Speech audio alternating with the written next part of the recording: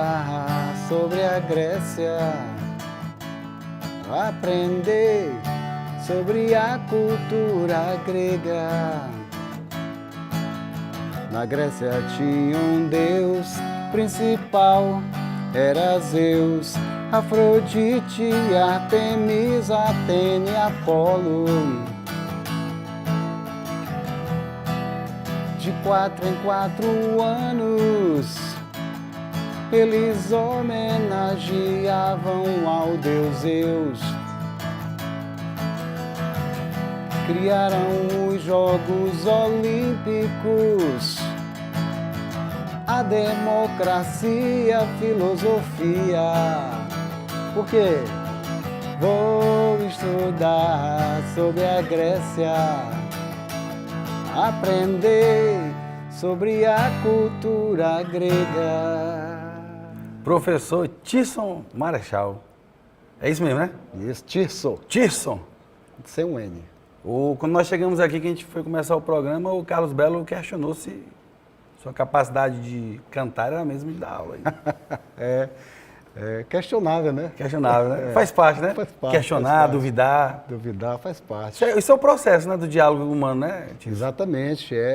A gente tem exatamente, na sala de aula nós temos feito isso constantemente, né? Levado aos alunos a coisa do questionar, do criticar, do ponderar, do refletir. Então faz parte. Faz parte. Tomara que a sociedade assimile isso. Nós estamos de volta com o programa Consciência Humana, o programa para mentes inteligentes, corações livres e pessoas apaixonadas pela ideia de um mundo melhor, sempre lutando pelo bom, pelo justo e pelo melhor do mundo, mais que um programa, um gesto de amor e fé na inteligência humana. Estamos muito felizes com a repercussão que o programa tem tido nos últimos meses, nas últimas semanas. Estamos conseguindo dar passos importantes dentro de uma discussão na cidade de Teresina. Estamos muito felizes com a participação de professores, de psicólogos, né, de várias vertentes profissionais que estão se apresentando para trazer um pouco da sua intelectualidade, da sua capacidade aqui para a nossa TV Assembleia, a partir do programa Consciência Humana. E hoje a discussão está dentro daquilo que a gente vem elencando, que é uma perspectiva, uma visão de uma escola cada vez mais humanizada, no sentido de que você vai, de fato, olhar para todas as dimensões de um ser humano. Né? Ele será tão importante fazendo conta quanto cantando, como declamando uma poesia. Ou seja, o lúdico, a arte, a filosofia, a poesia, a subjetividade, a percepção humana, elas têm que fazer parte. E eu converso nesse primeiro bloco com o professor Tirson, que é professor de História, é cantor também, isso. É músico. Professor, a nossa discussão, ela vem nas últimas semanas, ela iniciou dentro desse questionamento das aulas aos sábados, mas ela vai ganhando agora outras dimensões, porque ela vai precisando se aprofundar. E uma dessas questões não é nem a questão da carga horária ser grande ou pequena. Nesse momento eu vou até colocar de lado, né, essa pergunta se ela é grande ou pequena, mas como ela é preenchida. Né? E aí eu lhe pergunto, como é que você compreende essa participação do professor, esse preenchimento da vida do aluno com a escola, com a família, né? Qual é a sua visão, a visão do professor Tirson? Bom, a gente sabe que nós temos buscado, dentro dos conteúdos que nós temos trabalhado, essa formação, né, do ser humano, tentando influir na opinião, tentando formar a opinião dessa juventude, mas a gente também tem um grande problema que é a parte técnica, que eu vi também vários debates aqui de professores, eu acho que é uma queixa comum a todos, é que nós estamos numa educação ainda muito formal, muito mecânica, né, baseada em números. Eu, por exemplo, eu não gosto quando aquela coisa do ranqueamento das escolas que vão para o Enem, eu acho aquilo extremamente maléfico. Eu queria muito que a gente deixasse um pouco essa coisa mais formal, mais técnica. Claro que tem que haver um certo limite, mas a gente se preocupasse também com a formação intelectual, com a formação humana desse nosso alunado. Eu acho que realmente nós estamos devendo um pouco.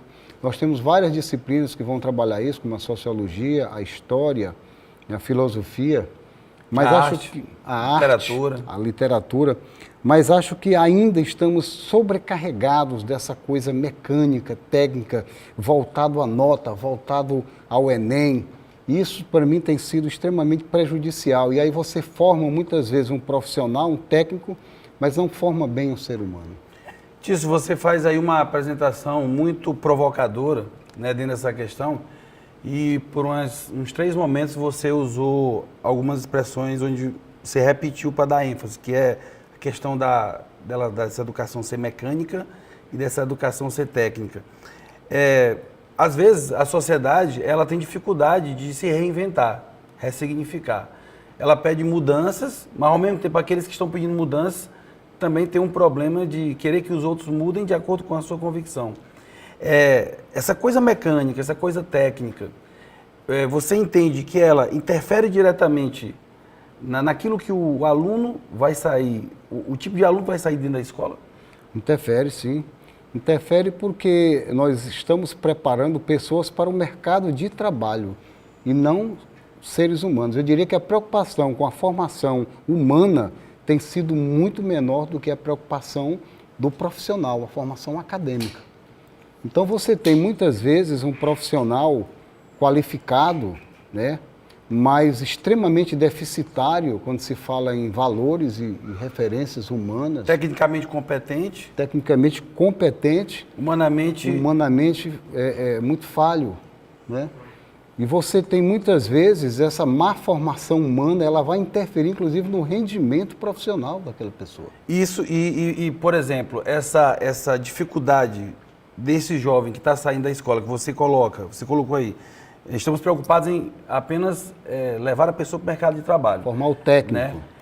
A função da família, nesse processo também, ela não está negligenciada, ou seja, a família não vai precisar também se ressignificar, a família não vai precisar fazer uma reflexão da relação entre o pai, a mãe, os irmãos, ou seja, a relação com os seus vizinhos, a relação com a casa dele, ou seja, não está se atribuindo coisas demais para a escola? Eu sempre tenho dito que a escola está sobrecarregada.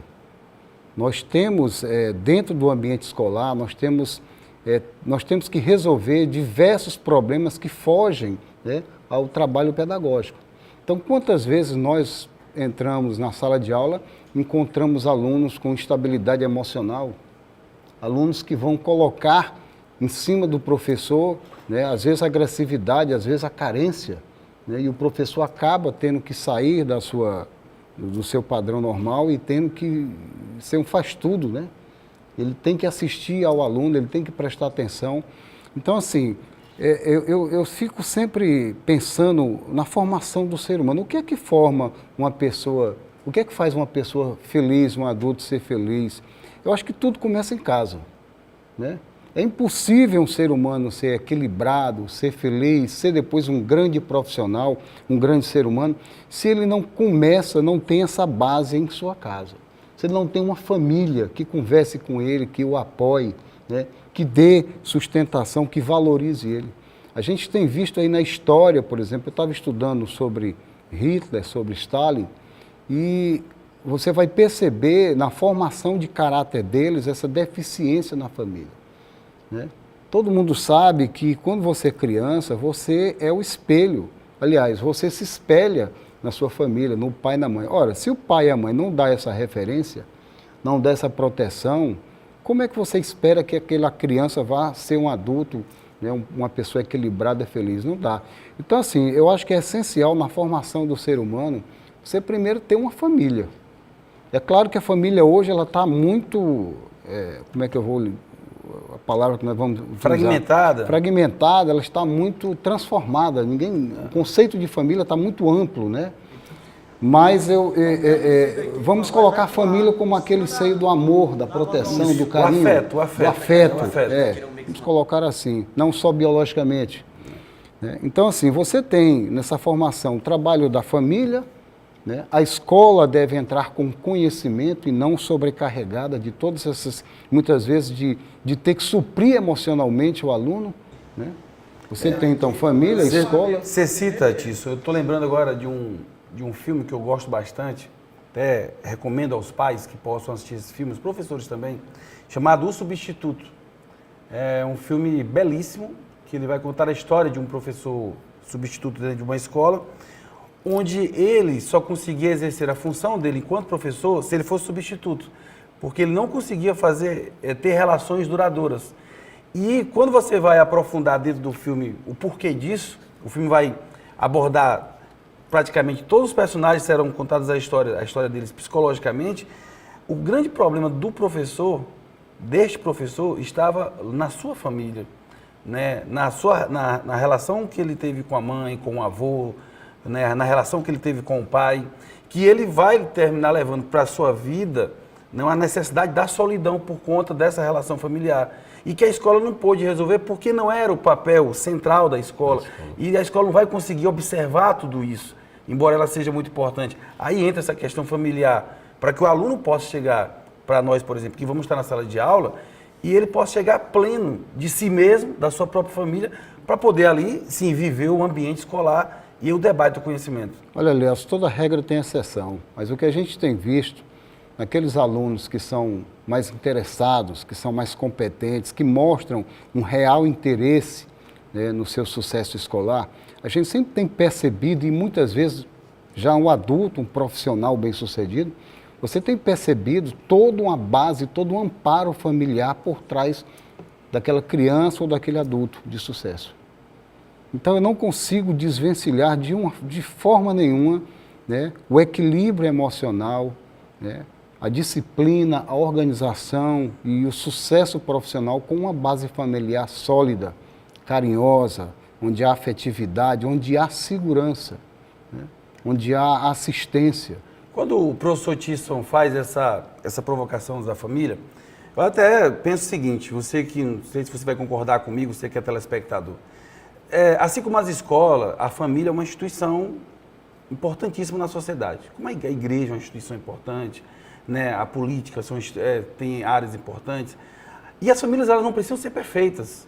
As dificuldades dentro de uma família, elas existem, e às vezes dificuldades financeiras, dificuldades emocionais, onde a superação dessas dificuldades dentro da família, elas vão fazer com que aquele ser humano ele possa evoluir, ele possa compreender, ele vai ter uma visão mais profunda da humanidade, e ele precisa passar por certas experiências dentro da sua relação familiar, de perdoar o seu irmão, o seu pai, a sua mãe, de reconciliar, de estabelecer novas relações, ou seja, haverá desafios que aquela família ela vai ter, sacrifícios que ela vai arcar para que alguém possa realizar um sonho, possa correr atrás de alguma coisa. Então, quando a gente fala de família, nós não estamos falando aqui de uma perfeição, nós estamos falando de uma relação humana que ela vai se constituir, ela vai se construir a partir da capacidade de dialogar. E aí entra a questão familiar no processo da educação e a importância de uma relação mais próxima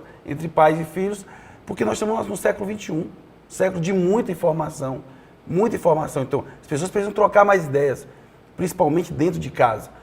Eu olho para a minha relação, por exemplo, com meu pai e minha mãe, ela melhorou muito nos últimos anos. Aí você diz, mas é porque você ficou adulto? Não é só por causa disso. É porque a gente teve que conversar sobre algumas questões que foram necessárias para a gente poder resolver problemas familiares que nós tínhamos.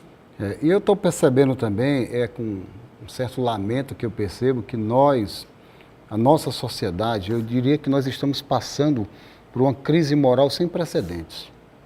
O Brasil hoje, eu me conforta em pensar que tudo isso que nós estamos vendo, essa crise moral, né, e ela arrasta, né, a irresponsabilidade, a falta de compromisso, né. Me dói muito dizer que o nosso povo ele está desassistido, o povo brasileiro está à deriva, o Estado brasileiro está irresponsável. Então, assim, você tem uma geração que está crescendo, né, e eu fico me perguntando, com que valores, com que referências? Todos nós, ao chegarmos a uma certa idade, essa a gente provocação carrega. que você traz, ela vem justamente para a base. Você falou dos macropoderes, tá bom? Mas a gente vem lá para as coisas pequenas, para as pequenas relações. Ou seja, eu posso falar do macropoder, do poder maior, que vai ser um reflexo de coisas pequenas que a gente vai estabelecer. E eu estou batendo uma tecla, que é a questão do diálogo, da capacidade, por exemplo, de eu falar alguma coisa, você discordar de mim, mas a gente conseguir estabelecer uma comunicação mesmo com a discordância. Uma das coisas que a gente vem abordando muito é a questão do lúdico, ou seja, entendemos que o lúdico não é válvula de escape, que a música, por exemplo, como é que você utiliza a música na sala de aula? O professor de história Tício leva a música para a sala de aula. Qual a importância da música? Isso não vai fazer o professor Tício ser visto como alguém que está enrolando a aula, o cara está cantando com os alunos, fazendo festa em vez de dar o conteúdo? Bom, a música é essencial porque é um meio de expressão que não limita geograficamente nada, ela foge a qualquer idioma, enfim, ela toca no coração. Então a música ela vai ser esse meio, eu diria que a música é uma ferramenta que me faz conectar mais rapidamente com o aluno. Então o que é que eu faço? Dependendo do conteúdo que eu abordo, eu vou utilizar uma música já famosa, conhecida, para falar daquele assunto. Ou como mais comumente eu faço, eu pego o conteúdo e coloco música. Como a Grécia, como o Egito, eu estou encabeçando um projeto aí que eu espero acabar esse ano, onde eu vou colocar todos os conteúdos em forma de música. Então qualquer professor pode chegar na sala de aula e trabalhar um assunto, mesmo que ele não domine música, né? Vai estar lá o assunto abordado e uma música correspondente em um CD. E a música tem me feito chegar mais rapidamente e fazer com que o aluno assimile mais facilmente os conteúdos que eu quero. Então assim, na realidade o professor ele vai utilizar de todas as ferramentas disponíveis em sala de aula. Você vai para o tradicional, que é o quadro, a explicação, a escrita. Você vai se utilizar de vídeos, de todo tipo de ferramenta moderna que você tem, e a música. Eu acho que a música, eu coroo, né, meu trabalho com música. E a música, ela vai falar, ela vai tocar as pessoas, ela não, como eu falei, não há limite geográfico, limite de idioma, nada. Bom, nós conversamos nesse primeiro bloco com o professor Tício Marechal, professor de História. Vem para falar um pouco da sua expectativa e da sua experiência como professor. Você viu que a gente tratou um pouco aqui da questão familiar, da questão da escola, para que a gente possa aprofundar um pouco mais todo esse debate que Teresina vive acerca do excesso de carga horária, do excesso de conteúdo ou da forma como se define um ato de estudar. A gente vai já continuar esse debate com a professora Conceição Nery, esse diálogo. Eu agradeço ao Tício e, além de agradecer, reforço para que ele possa voltar outras vezes, para a gente continuar nesse debate, convido outros professores e peço que você possa encerrar cantando alguma coisa para a gente aí. Eu queria só pontuar com as postagens que a gente sempre recebe no dia a dia, uma dica legal. A família educa, a escola transmite o conhecimento. Tício Marechal. Vou buscar a minha alma dentro daquele olhar. Meu espírito vai brilhar junto com as estrelas e o mar. Serei sempre o seu amigo. As lembranças vão ficar. Quero estar junto dos seus olhos quando eu acordar.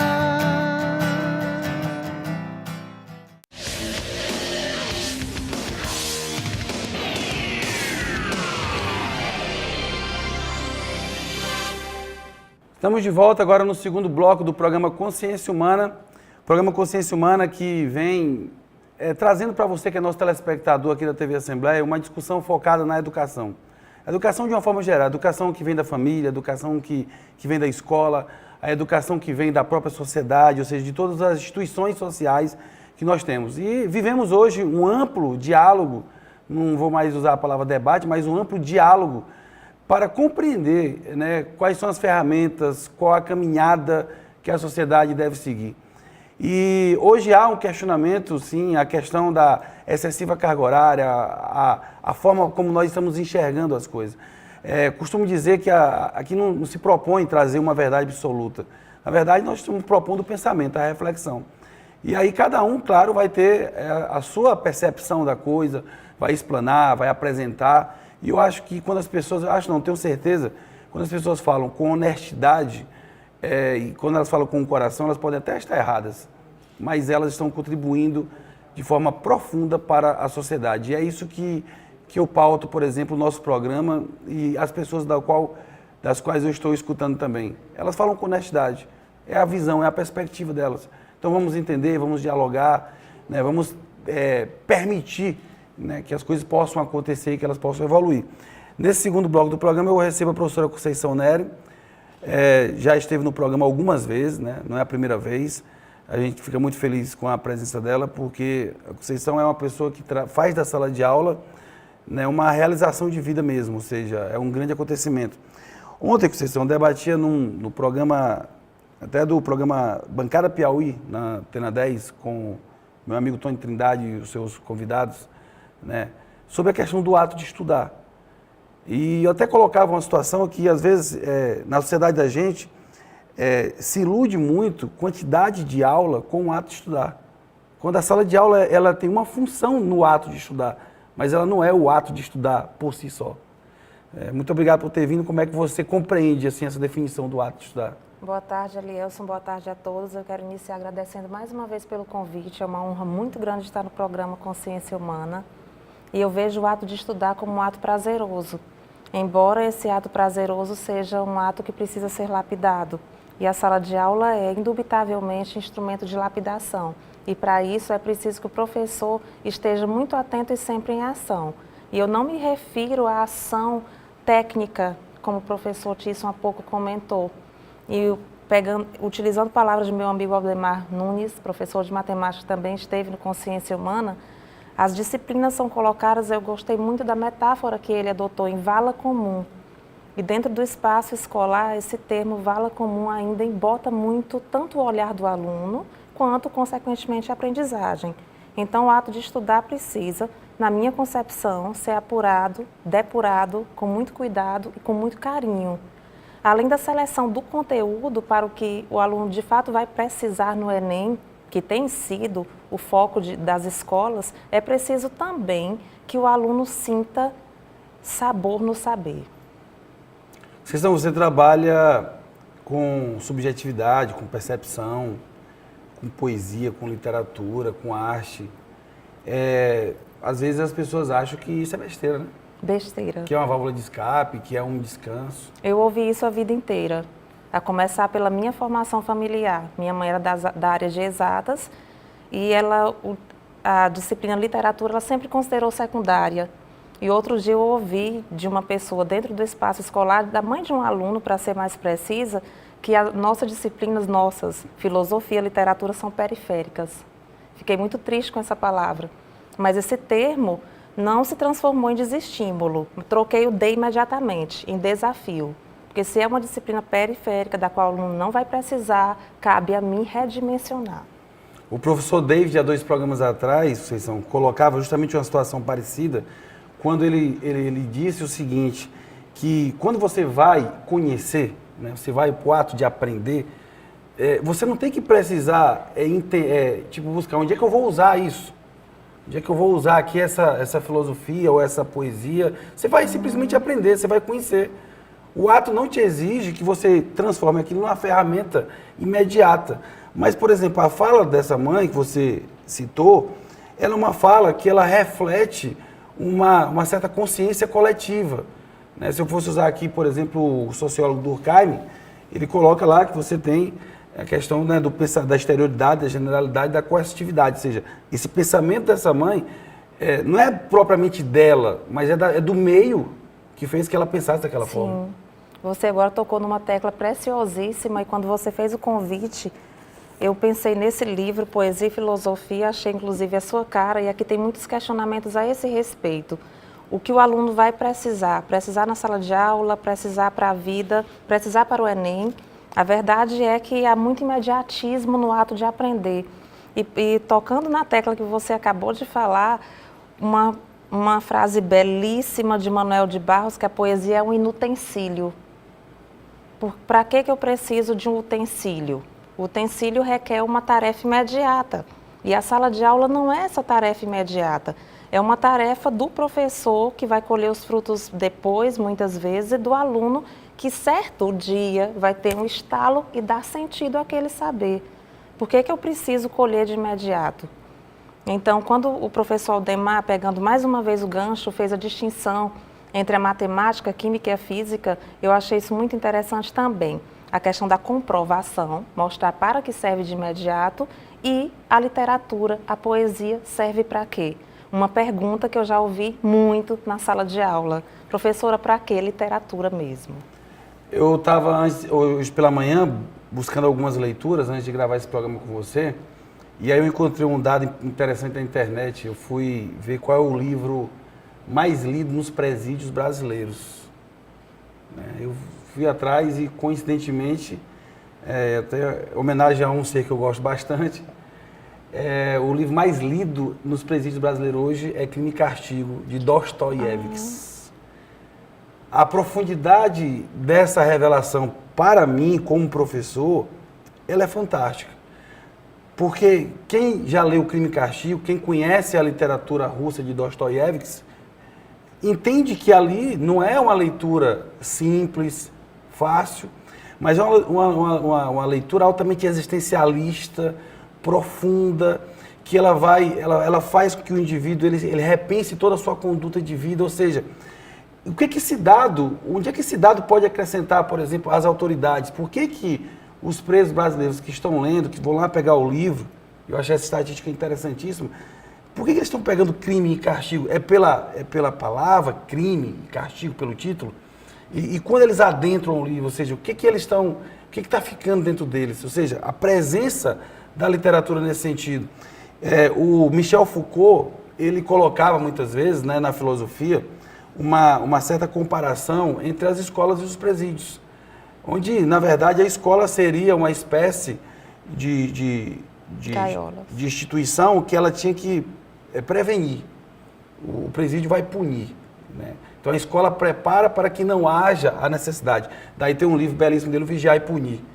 Então, assim, quando a gente vem para uma discussão como essa, aí é que eu falei agora há pouco, a gente está se aprofundando em temas que são muito complexos, que vão precisar que a sociedade tenha a coragem, a honestidade de dialogar sobre o assunto.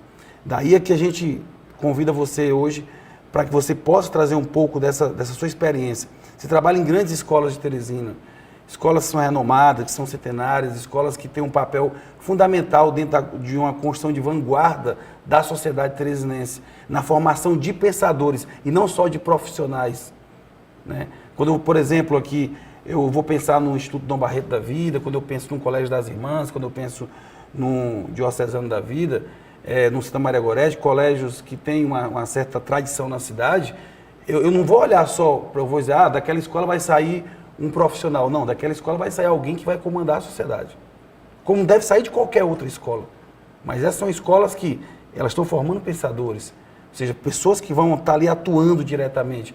O seu trabalho, quando você está nessa labuta da subjetividade da percepção, para que você possa ir de encontro a este jovem que um dia será um pensador, um comandante da sociedade, como é que ele lidar com isso se de um lado vem lá uma exigência para ele, para dizer assim, olha, o objetivo é só esse aqui, a Conceição está trabalhando uma coisa mais leve e tal?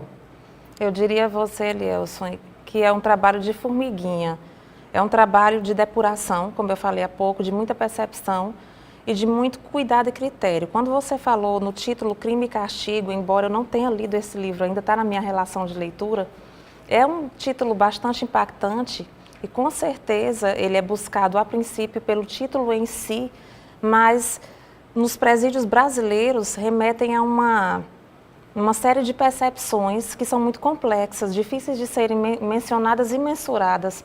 Mas quando você falou, veio à mente imediatamente a prisão de Gilberto Gil e Caetano em tempos de ditadura. Lendo bem recentemente o livro Gilberto Bem Perto, sobre a trajetória do grande Gilberto Gil, e ele é de fato muito grande, eu acredito que aproximar essa realidade do aluno de uma maneira de mostrar o lado humano. Caetano Veloso ganhou há pouco o prêmio no Domingão do Faustão e o depoimento dele me emocionou bastante a respeito da situação dele na prisão. Gilberto Gil era uma pessoa ainda é, muito místico, muito transcendente, A capacidade do ser humano de transcender é uma dádiva divina, é uma dádiva indubitavelmente. E eu percebi com bastante clareza essa distinção. Caetano mencionou com todas as palavras, de maneira bem clara, o mal do século, depressão. Que ao ser preso ele ficava imediatamente deprimido. Gilberto Gil não. Gilberto Gil era capaz de sorrir, de brincar, de cantar, de compor, de fazer a coisa acontecer e transcender.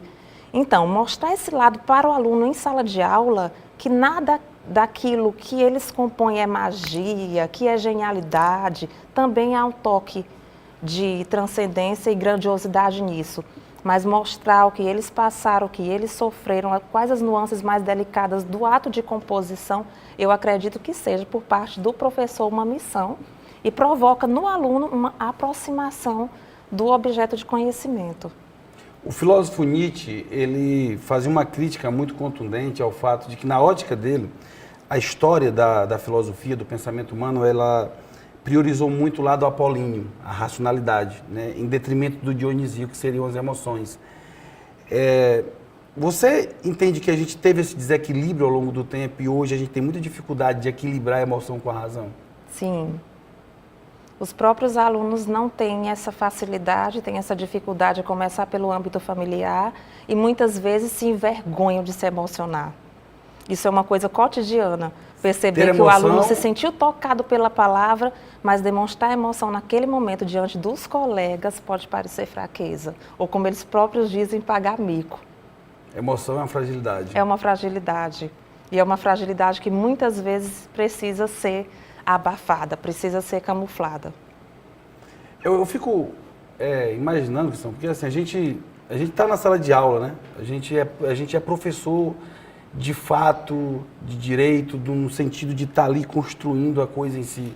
Enfrentamos dificuldades das mais variadas para poder trabalhar com disciplinas que elas ainda suscitam, reivindicam um espaço melhor na sociedade, assim como a arte, assim como a sociologia, a filosofia. A matemática ela tem uma importância fundamental, a física, a química, a biologia, ninguém pode questionar isso. Agora, o equilíbrio de tudo isso é que eu acho que talvez seja hoje a nossa fragilidade educacional. Buscar este equilíbrio na composição destas disciplinas, de como elas são apresentadas, de como elas são ensinadas, de uma forma em que você faça com que o aluno se sinta seduzido a ir a uma escola, a ter prazer de ir para a escola, que ele não veja na escola, eu vou ter que ir para a escola, aquela obrigação. Porque o aluno gosta da escola, ele gosta do convívio, né? Mas ele tem que ter um pouco mais o que o Aristóteles colocaria aqui de cartaz. Ele tem que conseguir encontrar essa cartaz. Você trouxe aqui a arte poética do Aristóteles.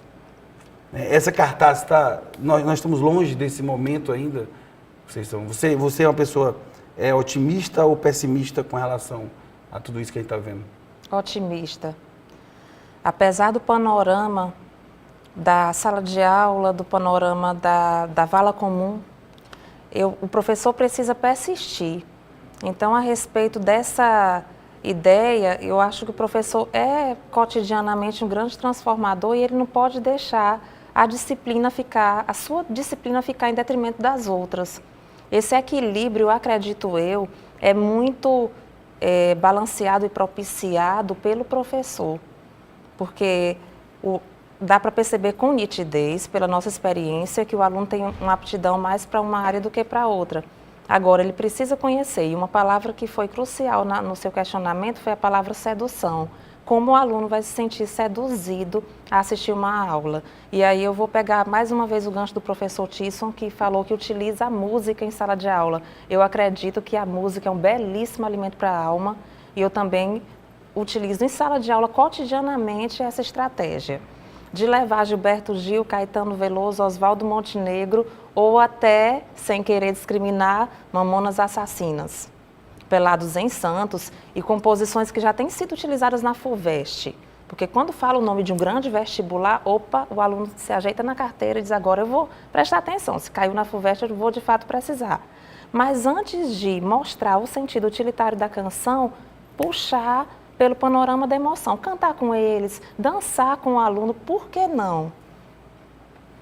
O programa Consciência Humana vai para um rápido intervalo, daqui a pouco a gente vai continuar conversando com a professora Conceição Nery, ainda a respeito da presença do lúdico e na ideia e na perspectiva de que esse lúdico não é válvula de escape, não é fuga. O lúdico, ele faz parte da formação do indivíduo. Ele tem que ser respeitado dentro da escola, o cinema, o filme, o teatro, os festivais de música que as escolas podem ter, as palestras, as rodas de leitura, né, as exposições artísticas, ou seja, isso tem que dar vida verdadeiramente à escola, fazer parte da construção do indivíduo, e não apenas de um momento ali que vai ficar como se fosse tipo assim, agora tivemos muitas provas, vamos colocar aqui um eventozinho para que o aluno possa se sentir um pouco mais leve. Não, isso é formação.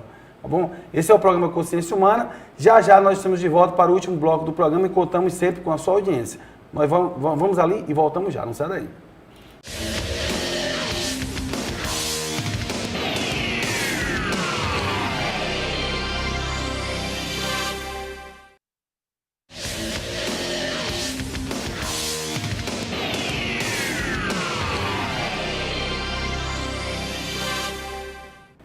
Estamos de volta com o programa Consciência Humana, nesse diálogo profundo sobre a educação que o programa vem mantendo com a sociedade teresinense. E agradecemos muito a todos vocês que estão acompanhando. Queremos contribuir, levar para cada um dos nossos telespectadores, que muitos são pais, são professores, são donos de escolas, são pessoas que se interessam por educação, são pessoas da sociedade que, embora não vivem da educação, mas querem uma educação cada vez melhor para que possam ter seres humanos melhores, convivendo com as pessoas no meio da rua, no seu bairro, na sua casa. E nós estamos aqui dentro de uma perspectiva de que a carga horária teresinense, ela, além de ter um excesso, ela também tem um desequilíbrio muito forte, porque ela não dá o devido privilégio ao lúdico, e entenda o lúdico não só a brincadeira, né, mas brincar também é importante. Né? Infância não é fase de fazer currículo, infância é fase de ser criança. Isso é um fato concreto, é um fato que a gente tem que reconhecer. A brincadeira, né, um jogo de futebol na rua, como você vai decidir os times, né, quem vai jogar, quem vai ficar fora, quais serão as regras. A gente sabe que, por exemplo, as regras do futebol oficial não são aplicadas, né, naquela brincadeira que tem no meio da rua, na pelada, que a gente chama lá no meio da rua, no campinho de futebol. As regras são daquele lugar, a forma de esperar é daquele lugar. Então, ali há uma brincadeira que faz que as pessoas venham a discutir de como elas vão brincar. E isso ajuda, né, num processo de tomar decisões, de formação de líderes, de uma série de coisas. Então, o lúdico, ele educa, o lúdico forma, o lúdico bem orientado, ele pode transformar, sim, uma sociedade. Há algumas semanas atrás, a gente até questionava aqui uma reportagem do Bom Dia Brasil, vou citar novamente, que ela colocava a dificuldade que se tem hoje as escolas de fazer trabalhos em grupo. E essa dificuldade desses alunos fazer trabalho em grupo se transforma numa dificuldade de nós termos profissionais que possam trabalhar em grupo, que possam colocar os seus interesses pessoais de lado e que possam trabalhar em benefício daquela empresa, daquele lugar, e não em benefício apenas do indivíduo, mas do coletivo. Essa dificuldade vem justamente de um processo de individualização da educação que nós temos, ou seja, a educação cada vez mais voltada para o ranking, para o indivíduo, sem tornar a escola aquilo que ela de fato é, que é uma construtora de possibilidades humanas, de ideias, de criatividade, de uma série de outras coisas. Professora Conceição Nery, quando você vai pensar projetos, quando você vai pensar em um projeto de poesia, um projeto, uma exposição de arte, né? Hoje as escolas eu vejo cada vez menos com festivais de música, o festival de música já foi tão importante no Brasil, você falava do Caetano, do Gilberto Gil, poderíamos citar tantos outros que vieram desses festivais de música em épocas anteriores. O quanto que isso pode provocar o surgimento de pessoas que podem contribuir de uma forma diferenciada para a sociedade e podem aprender dentro desses projetos. Primeiro, por meio da subjetividade. Quando um projeto é pensado, ele é pensado, volto a falar na palavra cuidado, para não ser engessado. E eu vou dar um exemplo, posso ilustrar com um poema? Fica à vontade. Um poema belíssimo de Manuel de Barros que eu utilizei há pouco em um projeto e foi um projeto que me surpreendeu. Eu esperava um resultado X com esse trabalho e tive um resultado 3X, porque o aluno vai levar para o lado do que ele está vivenciando, do que ele está sentindo, do que ele está pensando e, por que não, do que ele está precisando. Depois de ler poesia, eu vou falar alguns breves exemplos do que saiu dessa poesia de Manuel de Barros, o fotógrafo. Difícil fotografar o silêncio, entretanto tentei. Eu conto, madrugada, a minha aldeia estava morta, não se ouvia um barulho, ninguém passava entre as casas. Eu estava saindo de uma festa, eram quase 4 da manhã, e o silêncio pela rua carregando um bêbado. Preparei minha máquina. O silêncio era um carregador? Estava carregando o bêbado. Fotografei esse carregador. Tive outras visões naquela madrugada. Preparei minha máquina de novo. Tinha um perfume de jasmim no beiral de um sobrado. Fotografei o perfume. Vi uma lesma pregada na existência mais do que na pedra. Fotografei a existência dela. Vi ainda um azul perdão no olho de um mendigo, para minha imagem mais bela. Fotografei o perdão.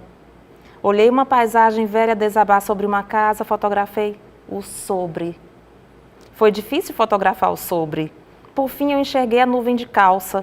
Representou para mim que ela andava na aldeia de braços com Mayakovsky, seu criador. Fotografei a nuvem de calça e o poeta. Ninguém, outro poeta no mundo, faria uma roupa mais justa para cobrir a sua noiva. A foto saiu legal.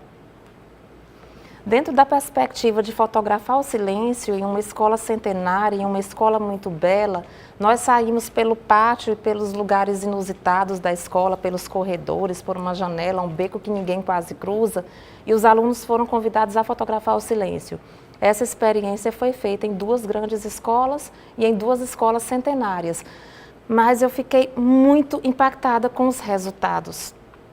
Resultados belíssimos, que aludiam, por exemplo, ao Setembro Amarelo, que aludiam a uma folhinha seca caída no chão, ou a um pombinho no meio do pátio, ou ainda a um cadeado fechado com uma corrente bem espessa. Mas o silêncio foi enxergado pelo sujeito aprendente das mais diversas maneiras, na natureza, no cadeado, em mãos entrecruzadas, entrelaçadas com foco amarelo, aludindo ao Setembro Amarelo, que foi justamente nesse mês, mas os resultados foram belíssimos e extrapolaram o que eu pensei na hora de propor. Eu fico aqui tentando me colocar na situação do trabalho, do aluno, nessa perspectiva de capturar o silêncio. E lembrando, por exemplo, que quando a gente vai estudar de fato, você sai da sala de aula, que você vai para sua casa, você vai buscar o silêncio para que, na verdade, você tenha o barulho das ideias, do conhecimento ali perturbando a sua cabeça. Perturbar no bom sentido da palavra. Nós vemos agora o Janeiro Branco, né? Onde se discute a questão da saúde mental, se discute a saúde mental dos jovens, principalmente, mas você pode discutir a saúde mental da sociedade toda. Né? Hoje, alguns especialistas do assunto falam em desacelerar, ou seja, que nós temos uma velocidade muito grande, numa competição, numa cobrança, numa exigência que a gente não consegue mais observar o que está do lado, o que está acontecendo. A capacidade de observação está sendo, ela está se perdendo porque a gente está ali, né, naquela correria e de repente nem sabe que está correndo sozinho. Então, assim, eu me coloco juntamente com os seus alunos aí que foram capturar esse silêncio e fico olhando o que eles vão buscar dentro deles, ou seja, como é que eles estão indo atrás desse silêncio.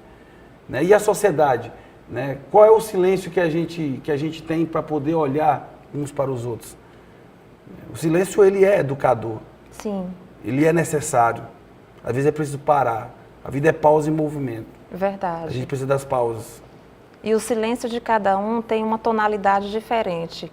O que o aluno vai buscar com o silêncio? A pergunta que você acabou de fazer. Eu diria que ele vai buscar o âmago. Aquilo que naquele momento ele está precisando botar para fora de certa maneira, ele está precisando mostrar para a sociedade, mostrar para os pais, para o professor, para a escola, ou, o mais importante, mostrar para si mesmo.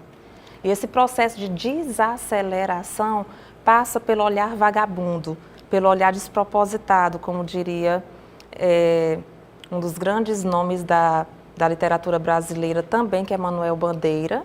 Na verdade, vários poetas tocam nessa tecla, e Rubem Alves, que é um educador que diz que as escolas não devem ser gaiolas. E eu gostaria de ler um pequeno trecho de Paulo Leminski, na verdade, uma homenagem a Paulo Leminski, sobre essa capacidade de desacelerar, sobre esse olhar que precisa se deixar levar. Não se deixar levar no sentido de Maria vai com as outras, mas se deixar levar pelo sentido da fruição.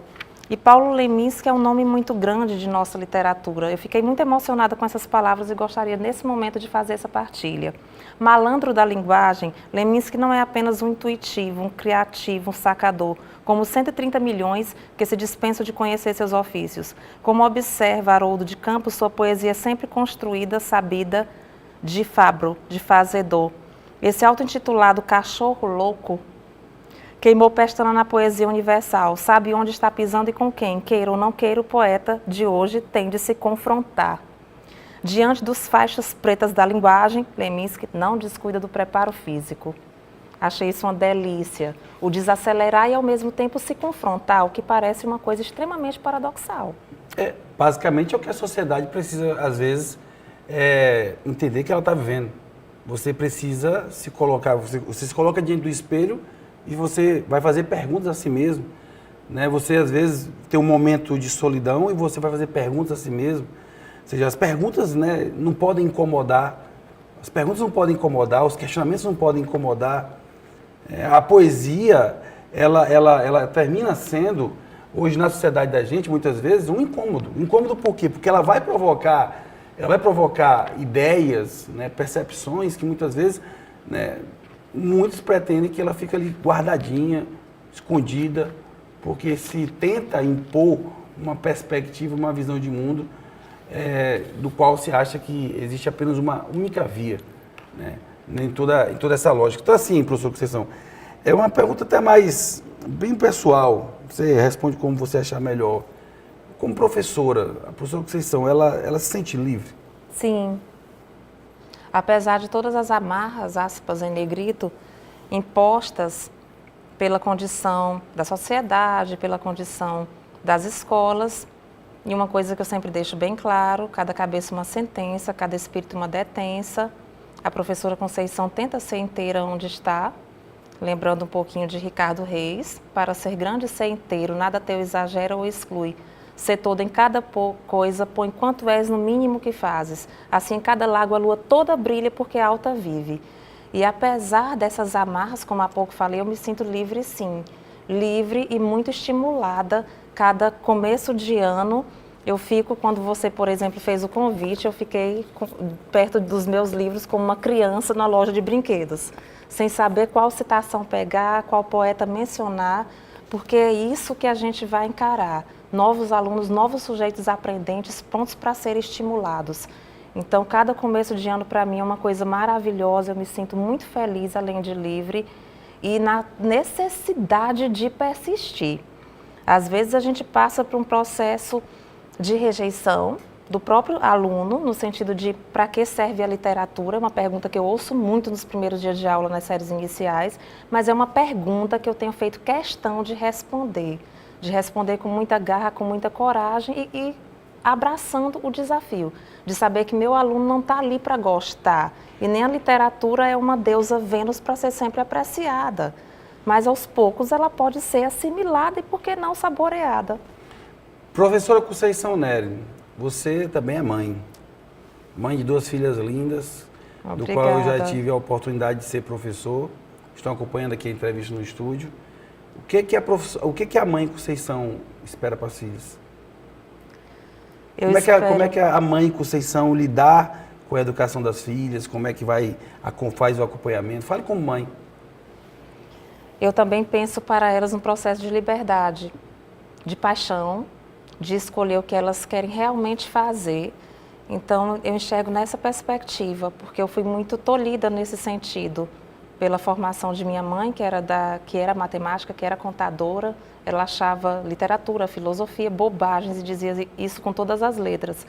Então, eu quero que sejam livres e felizes para a escolha delas, sempre acompanhando, sempre assessorando na medida do possível. Nisso eu sou muito lúcida, mas eu quero também que agarrem com paixão aquilo que elas desejam fazer. A importância de ter momentos com suas filhas, né? De passar momentos com elas, um final de semana, né? De ter um pouco, quando você consegue ter mais tempo para viver uma situação, fazer uma viagem.